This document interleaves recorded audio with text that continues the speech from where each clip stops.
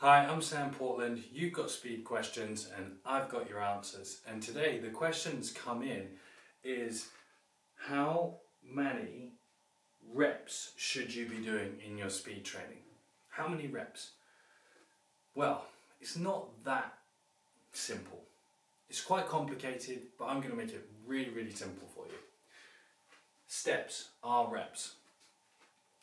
The path that people will go through when they're trying to figure out, well, how many reps do I do to run faster, is the same way of thinking, well, how many reps am I going to do in the gym today? But what they do is they misplace a set, okay, as a run, as a rep.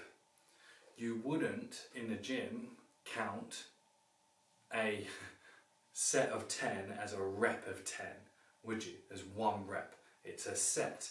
So, in speed, when we're thinking speed, every step is a rep, and our goal is to accumulate and utilize efficiently our step load. Now, what's a step load? The step load is the ground reaction force that is tolerated and the forces that are expressed through one gait cycle. So think of it. Every time you put your foot into the ground at a given intensity, accumulates one step load at that intensity. So highlighted here. And another simple way of thinking about it, if you tore your hamstring or if you broke your leg or something like that, you wouldn't try and run as fast as possible first, would you? What you would try and do is accumulate distances at lower speeds. Step load, case in point. But when you're fit and healthy, running 20/20s is not going to improve your speed, because understanding your tolerance to the speed. And that's another big mistake that a lot of athletes and coaches make, is that they don't understand the tolerance of speed. And that is a big, big subject matter to get into. But I'm going to show you now, today, the way in which you can simply improve your top speed very easily, just by counting the amount of contacts that you put on the ground. Alright, I'm going to take you through a concept called long accelerations, and they are the most easiest way to improve your top speed. And the reason why they're going to help you improve your speed is purely based on the fact that they are gradual in nature. And the body really, really likes this. Imagine when you're sprinting as fast as you can, you get really, really tense and you shut yourself down and you slow down and you can't really do much. But what happens with a long acceleration, it's just like gradually building up. And what the system and the body relies on there is elastic energy. So you're gradually accumulating that elastic energy over and over and over for every step that you do. So then your body is rewarding you with more speed. So then all of a sudden, you're running fast without you even knowing. So what this looks like here is our gradual curve here. So this is our long acceleration. We start at 0 and our goal is to run at about 80 to 85%. Now here's a pro tip. If you hit 80 and you feel 8 out of 10, 8.5 out of 10, you're probably running a lot faster, because as soon as you feel like you're running 90 or 100, you're going to tighten up. Just think about it now. If I say to you, run at your 100%, you will tense up. Rather than if I say run at 80, you're just going to stay nice and fluid. And that's how speed is created, through more relaxation rather than more focused concentration. So what we do is we start at the ground, point 0. We gradually build up. And what this curve actually represents exactly how you would build your acceleration, because you will get initial steeper increases, but then you'll flatten off and it will just gently rise and rise and rise. And then we hit our work zone. So down here I'm going to take you through the zones of progression that we use. But then inside that work zone, we've got 1, 2, 3, 4 steps. Usually about 10 meters covers about 4 steps, 5 steps, maybe. Okay? Maybe a little bit more, depends on how fast you are. And that's a whole other video, which I'm sure I'll produce again at one time. But for today, you just got to think about steps in a 10-meter zone. Alright?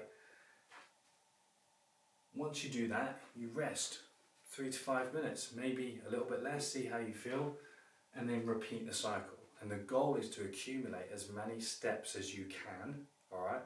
And in that first phase of an accumulation, we're trying to build up speed volume so we can then do stuff with it. I work off a very simple principle. So, first level is 12 steps.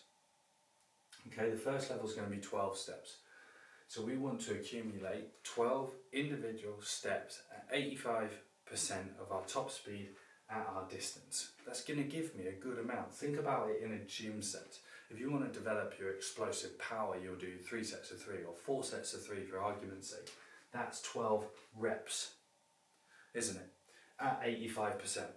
Makes sense, right? Hopefully, light bulb moment for you right there. Then, level 2, so we'll go away for a week, we'll come back, and we'll hit 20 steps. Perfect. We've had a good jump. You know, it is a decent jump. It may be another 2 sets, excuse me. And then week 3, we'll come back and try and accumulate 30 reps. Or we could do 2 weeks at 12, 2 weeks at 20, 2 weeks at 30.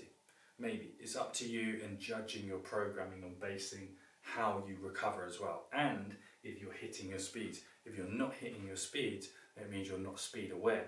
So then that is another coaching solution, and that is something that a coach will need to really help you with. But then, look at this for a longer picture. By just doing the same system over and over again, what we want to do is make it distance specific. And when we start at the long acceleration, that level 1, that's 60 meters, you've got so much time to build up to that speed. And remember that step load, we're accumulating great ground contacts and great loading as we're going through that. So our 60 meters is our level 1. Try and get up to 30 steps at our 60 meter level before you move on. Then we bring it in to 50 meters, 40, and then finally 30.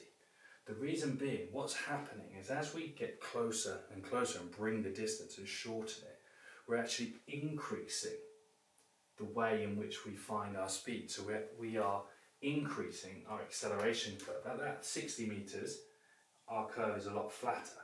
But by the time we get to our 30, that curve is huge. But the reason why we need to be here is think about it on any field of play.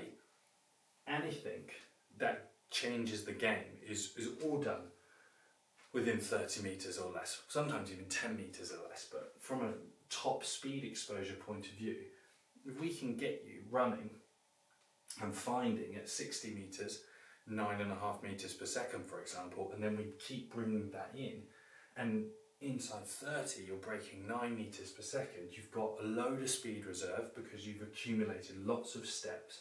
Your body is really, really robust and prepared for it. But then the most important thing is you can use it on the field. So if you like this video, make sure you subscribe to the channel. Stay tuned to the next video because I'll be myth busting and bringing that speed questions and answers to you.